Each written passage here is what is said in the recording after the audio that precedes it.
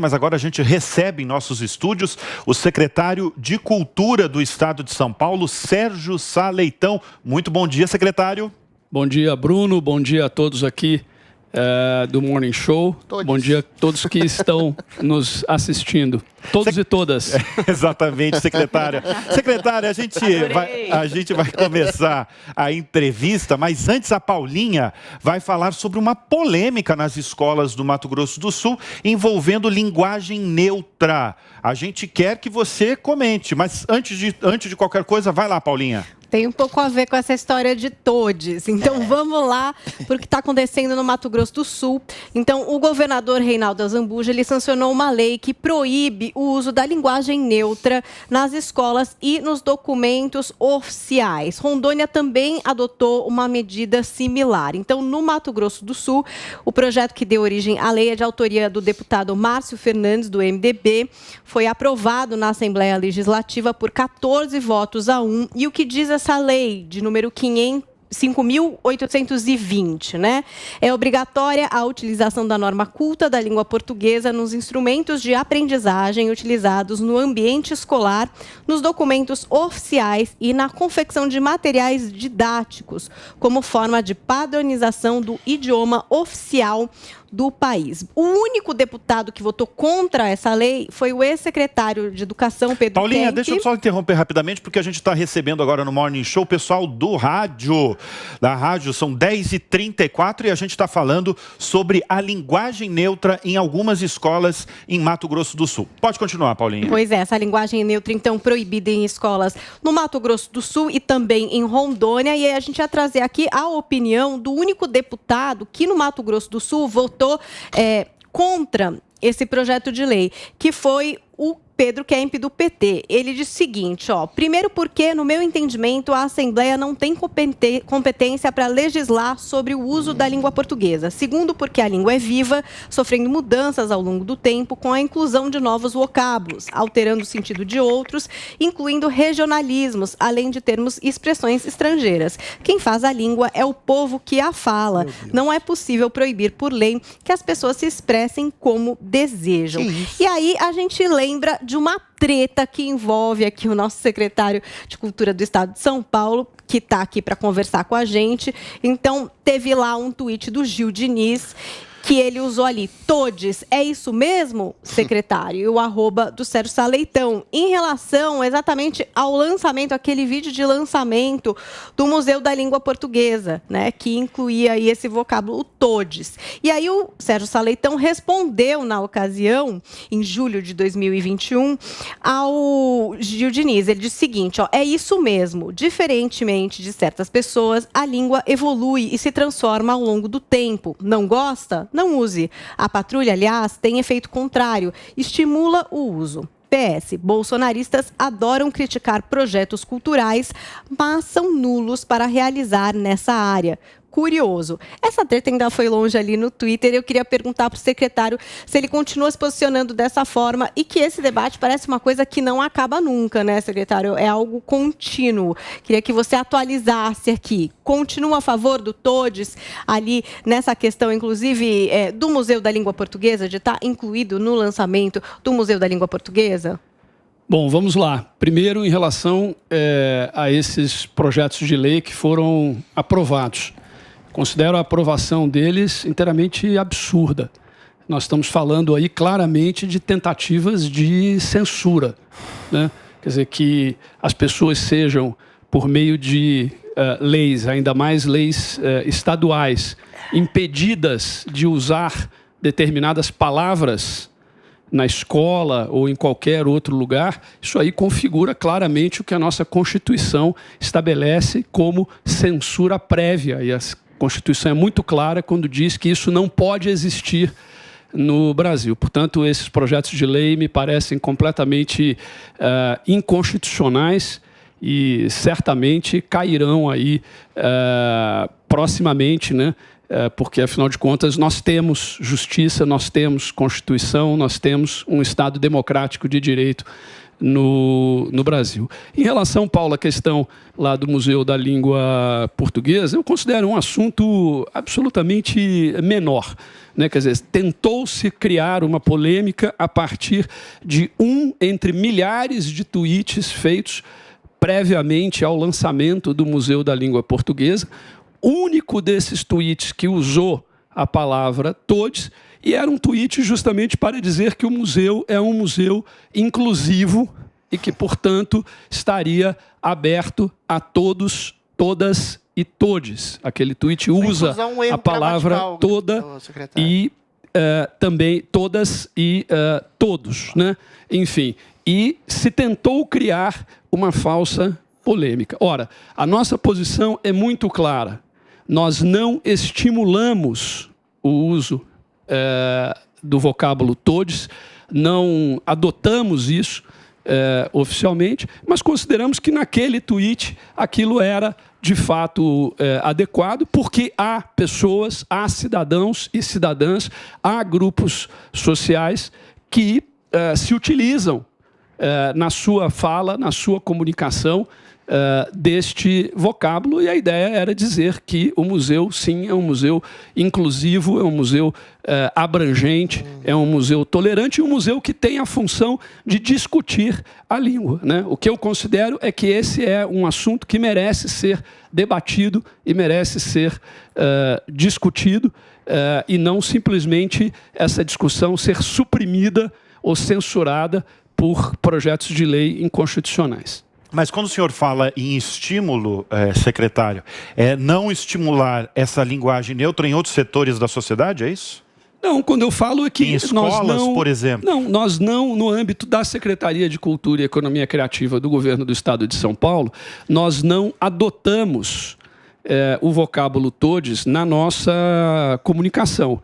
Mas consideramos que sim, é algo que deve ser debatido, é algo que deve ser discutido, porque há cidadãos, há cidadãs, há grupos sociais que consideram que isso deve ser utilizado. Então, no mínimo, esse assunto deve ser discutido. Eu acho que uma das funções de um museu da língua portuguesa é estar aberto a discussões e debates relacionados à língua, né? Enfim, então, por isso, nós não adotamos oficialmente, nós não estimulamos e incentivamos que as nossas instituições culturais adotem, mas nós consideramos que é um debate importante, é um debate necessário. Agora, muito mais importante do que isso foi o lançamento, a inauguração do novo Museu da Língua Portuguesa, que é um museu sensacional. Eu aproveito para convidar todos aqui, todos que estão nos vendo, nos assistindo e que estão presentes aqui para conhecerem o novo Museu da Língua Portuguesa. Amanda Klein.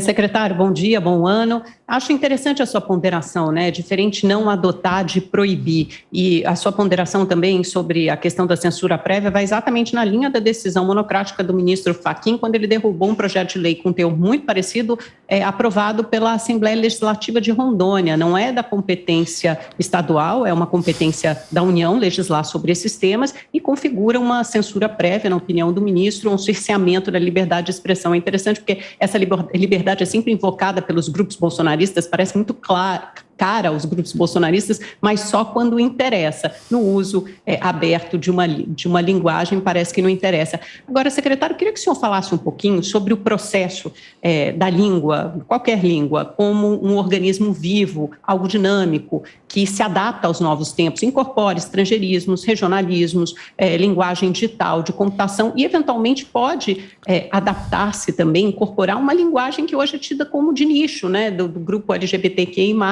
e simpatizantes. Isso quer dizer que a língua vai mudar totalmente e, de repente, todo mundo vai falar todes e amigues ou não? Ou será só apenas mais uma forma de se expressar?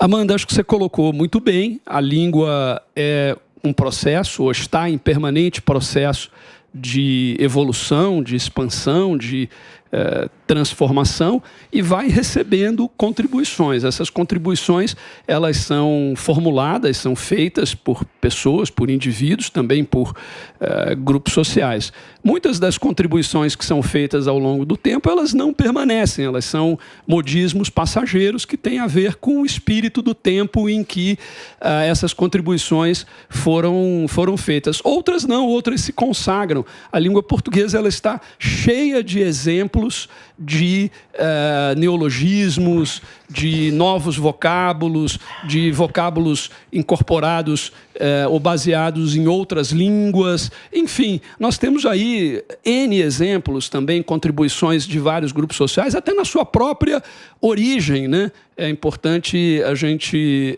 lembrar que na origem do que nós chamamos hoje de língua portuguesa está justamente o latim comum, né, que foi construído a partir de uma mistura, um mix de contribuições linguísticas de vários grupos sociais, inclusive de fora da Península Ibérica. Enfim, então isso está na gênese da língua portuguesa e acho que nós precisamos entender que a língua é um processo dinâmico que está em permanente evolução e que pode ou não incorporar novas contribuições. Só o tempo diz se determinadas construções, determinadas contribuições permanecem ou não permanecem. Por isso que eu acho que é um assunto que merece ser discutido, que merece ser debatido e que nós não podemos censurar esse debate, né? Me parece inteiramente absurda, por exemplo, a decisão da Secretaria de Cultura do Governo Federal, que por meio de uma resolução tentou proibir a utilização da chamada linguagem neutra em projetos culturais beneficiados pela Lei Federal de Incentivo à Cultura, chamada Lei Rouanet. Quer dizer, um artista não pode utilizar uma palavra ou um vocábulo que se inscreve dentro do que se chama aí de linguagem neutra em uma obra de arte. O museu não pode organizar um debate sobre este assunto, com posições, inclusive, contraditórias, pessoas que são a favor, pessoas que são contra. Quer dizer, isso se configura, sim, numa postura autoritária de cerceamento da liberdade de expressão e de censura prévia, e acho que é isso que nós devemos debater. Muito mais importante do que se deve ou não se deve utilizar linguagem neutra, o que me parece, nesse caso, mais importante é debatermos essa questão da censura prévia, do autoritarismo e da tentativa de supressão da diversidade da sociedade. Adrilles Jorges, agora a sua pergunta. Vou fazer um comentário, eu queria que o secretário comentasse em cima. Eu concordo, secretário, que a língua é um organismo vivo, móvel, mutável, que é exatamente alterado ou engrandecido por uma grande alta cultura, ou pelo nicho popular, pela população, pelo seu uso, pela sua difusão, pela comunicação entre diferentes países que usam essa própria língua. A questão da linguagem neutra é um tanto quanto diferente, porque ela é um nicho de um tipo de linguagem, de uma elite, que tenta exatamente colocar essa imposição de cima para baixo através de um uso errado da língua portuguesa. O que é o pressuposto da linguagem neutra, secretário? Que você aglutinaria mais gêneros sexuais na questão de uma linguagem que seria machista quando você fala todos, por exemplo. Na origem latina do vocábulo todos, na língua portuguesa, o todos com U, ele abrangeria o gênero masculino e o gênero feminino. O todas seria exatamente uma possibilidade a mais de estabelecer essa diferenciação entre o plural universal de todos com U, entre homens e mulheres. Ou seja, na verdade, em cima de um combate a um falso preconceito linguístico, você está ensinando uma linguagem errada às crianças. Mas quem está ensinando uma linguagem errada a umas crianças são professores, intelectuais, artistas que sejam, que tentam exatamente dominar escolas e universidades, instituições de ensino, museus, impondo, mais uma vez, de uma elite de cima para baixo. Ninguém em periferia, ninguém usualmente usa esse vocábulo todos. Agora, quando você usa uma linguagem neutra ensinada em escolas, num país que as pessoas saem 40% de analfabetos funcionais de universidades, você ensina uma linguagem errada, eu acho que isso sim, secretário, é um tipo de autoritarismo em cima de, sobretudo, uma esquerda identitária que percebe que a linguagem é uma maneira, e isso aprofundando mais o assunto, de alterar, inclusive, o comportamento. Quando você estabelece um tipo de linguagem neutra ensinada a crianças, o que está subliminarmente incrustado aí? Que o gênero sexual, isso é um princípio de ideologia de gênero, que é onde nasce essa linguagem neutra, o gênero sexual seria uma construção sociocultural. O que pode acontecer na cabeça de uma criança a médio e longo prazo quando ela apreende que o gênero dela biológico, seja masculino ou feminino, é simplesmente uma abstração e que ela pode alterá-lo de acordo com a sua linguagem? Então, eu acho que o buraco é um tanto mais embaixo, secretário. Não é exatamente um povo que está alterando a linguagem, é uma elite, uma determinada elite que tem um nicho sociocultural ideológico preciso que quer exatamente ensinar. O senhor pode até divergir de mim em relação à questão do comportamento, mas a questão da linguagem é clara. Todos, em relação ao pronome neutro, é uma linguagem errada, não é um neologismo. O todos abrange homens e mulheres. A linguagem neutra é uma linguagem, sobretudo, errada. E eu acho muito complicado, secretário, quando o Museu da Língua Portuguesa, que prima exatamente pela linguagem culta, pela linguagem popular, pela adaptação da linguagem ao longo do tempo, ensina um vocábulo completamente errado. Todos já abrangem homens e mulheres. Quando você fala todos e todas, você está fazendo uma redundância. Quando você fala todos, todas e todes, você está ensinando uma linguagem errada às nossas crianças. Secretário, tem alguma coisa para falar, para responder? Olha, eu acho que essa, Adriles, é a sua opinião e é importante que você tenha um espaço democrático para colocar a sua opinião.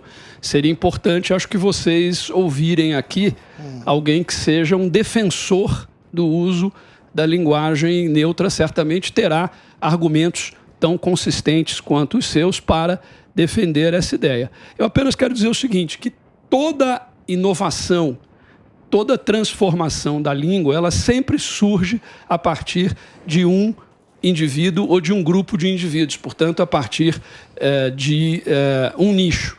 E depois ela se torna ou não se torna hegemônica, ela é ou não é adotada por todos. A língua, ela tem, na sua essência, a sua chamada norma culta, a linguagem escrita, assim como também tem a fala coloquial, né? E há uma série de supostos erros que são comuns e presentes na fala coloquial que, porventura, com o passar do tempo, podem ou não ser incorporados pela norma culta. Nós temos aí N exemplos na literatura. Aliás, N exemplos também de vocábulos que nós poderíamos mencionar aqui. Eu vou falar apenas um que não tem nenhum tipo de debate ideológico envolvido, né? Eu acho que assim como você, Adriles, atribui à defesa da linguagem neutra um sentido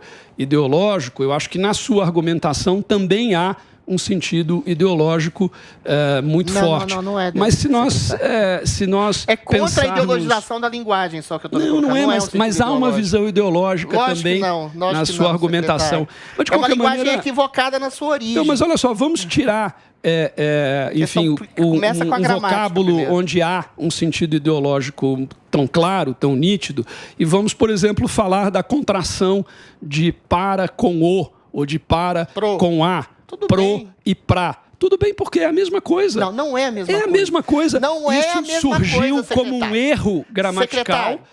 Isso foi próprio da linguagem oral e isso foi incorporado pela chamada norma culta. A linguagem é incorporada até através de supostos erros gramaticais. A linguagem culta se mistura à linguagem popular. A poesia altera, subverte de alguma forma a linguagem para a linguagem transformar em outra coisa, para significar mais coisas, para expandir. A questão que se coloca é, essas mudanças surgem no seio da população. no seio de grandes artistas, inclusive, como em Guimarães Rosa, que faz neologismos maravilhosos. Os membros da comunidade LGBTQIA+, não são cidadãos? Não são membros da comunidade LGBT. São cidadãos que estão todo o direito de estabelecer. Primeiro, todos os membros da comunidade LGBT não são amplamente favoráveis ao uso da linguagem neutra. Quem principiou o uso da linguagem neutra são intelectuais que são líderes de comunidades LGBT, que não falam por toda a comunidade LGBT, que fazem defesa ideológica de um princípio de ideologia de gênero. Ou seja, o que o senhor está falando quando a contração do para junto com o o é uma coisa que nasce no seio da população. Agora, quando existe um líder de um nicho de população que é absolutamente válida, mas esse nicho da população não necessariamente se identifica com essa palavra de um líder, e esse líder, por exatamente estabelecer vínculos intelectuais, ideológicos em universidades, escolas, instituições de ensino, museus e outras coisas, impõe de cima para baixo um tipo de linguagem equivocada gramaticalmente, aí não é uma coisa que nasce no seio da cultura popular, é uma coisa que se tenta impor através de uma ínfima elite intelectual que tem uma ideologia precisa e tenta ensinar um princípio equivocado. Eu já disse aqui que na origem latina é equivocado essa coisa de um preconceito machista linguístico na linguagem às crianças. Esse é o ponto, secretário. Paulinha Carvalho quer... Posso só falar uma coisa? Diga lá. Pode falar, Amanda. Não, só para rebater algumas coisas, o seu comentário também está impregnado de ideologia. Não, é anti-ideológico. De cima para baixo. Eu quero deixar para as pessoas fazerem a mudança linguística. Quando você vota uma lei para proibir as pessoas de falarem de determinada forma... São as pessoas, são os professores. E quando você adota um discurso falando ideologia de gênero, que não é verdade, você chama isso de identidade de gênero. Então, você já subverte completamente a concepção, o conceito desse discurso. Se isso é adotado por um nicho da comunidade falante, ela só vai ser adotada, incorporada à língua, se a maioria dessa comunidade falante, se todos nós incorporarmos, eventualmente, essa mudança linguística. Mas isso é ensinado em todas as escolas. Espera aí. E quem vai decidir isso, basicamente, é o tempo e é a população. Se a população vai incorporar ou vai adotar essa nova forma de falar ou não. Os neologismos, as gírias também são erros. Tem uma série de erros gramaticais na forma como a gente se comunica hoje, se expressa por WhatsApp, né? Abreviações o tempo inteiro, neologismos. Isso também pode ser considerado um erro gramatical. Agora, você vai partir lá da origem do latim, da origem da língua portuguesa. Só que o problema é que as comunidades, hoje, os participantes dessa comunidade falante, não se sentem mais representados por essa língua. E se a língua é um organismo vivo, é por isso que elas se transformam. Quando você faz uma pesquisa, por exemplo, e fala todos, quando você só usa todos, muitas pessoas da comunidade, da população, têm a percepção de que é uma referência somente ao gênero masculino. Mas é uma percepção errada, Amanda. Então, se você... Mas é a percepção que as pessoas têm. E a língua é usada um preconceito em cima de um erro. Se é uma percepção errada, as pessoas adotaram e adotam cada vez mais qualquer palestra da qual você participe. Hoje todo mundo usa, todos e todas, para incluir homens e mulheres. Porque é uma língua feita eminentemente por homens e que agora tem que incluir o pluralismo da sociedade, da população. Homens, mulheres, negros, gays, LGBTQIA+. Tem que ser uma linguagem mais inclusiva e ela vai mudando. Mas agora, se essas mudanças vão permanecer e principalmente se elas vão prevalecer na população, se vão ser usadas pela maioria da população, só o tempo dirá. Amanda, é muito simples. A questão se coloca é muito simples. Se é uma coisa organicamente nascida do seio de um povo, se é uma coisa em convergência, em diálogo com populações que se sentem diminuídas, ostracizadas, ou que sofrem preconceito, isso é uma coisa. Outra coisa é você deixar também em alguma obra de arte, em algum discurso ideológico, ou algum discurso de alguma pessoa que queira usar esse tipo de linguagem neutra, é outra coisa. Outra coisa é você ensinar ostensivamente em escolas, universidades e instituições de ensino, um tipo de linguagem que tem uma falha gramatical de origem ideológica que seja, ou seja, você não está discriminando pessoas quando você diz todos. É uma percepção de uma falha. E você ensinar isso com uma população de analfabetos funcionais, de uma educação precária, de cima para baixo, imposto intelectualmente, através de líderes, mais uma vez, não são populações que são segregadas, são líderes específicos, intelectuais e elitistas que querem disseminar esse tipo de coisa em escola. Eu sou contra a proibição de qualquer tipo de vocábulo em qualquer tipo de discurso. O que eu acho temerário é você estabelecer isso de cima para baixo ensinando crianças em escolas um tipo de linguagem. Agora vamos ouvir a Tem um erro Paulinha. gramatical Ok, na sua ok. origem.